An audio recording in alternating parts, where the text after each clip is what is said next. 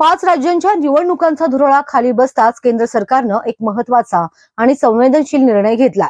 बंगालचा उपसागर येथील सुमारे 3550 किलोमीटर लांबीचा समुद्री पट्टा डेंजर झोन म्हणून घोषित करण्यात आलाय. या निर्णयामागे संरक्षण दलांच्या क्षेपणास्त्र चाचण्यांची तयारी असल्याची माहिती समोर येते.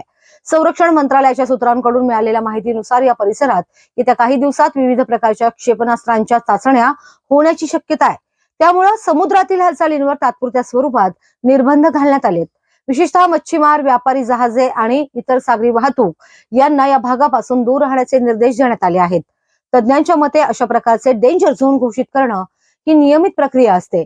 जेव्हा दीर्घ पल्ल्याच्या क्षेपणास्त्रांची चाचणी घेतली जाते, या चाचण्यांदरम्यान सुरक्षेच्या दृष्टीने मोठा परिसर रिकामा ठेवणं आवश्यक असतं, जेणेकरून कोणताही अपघात किंवा अनपेक्षित धोका टाळता येईल. या घडामोडींच्या पार्श्वभूमीवर देशाच्या संरक्षण क्षमतेत वाढ करण्याच्या दृष्टीनं केंद्र सरकार सक्रिय झाल्याचं दिसून येत आहे.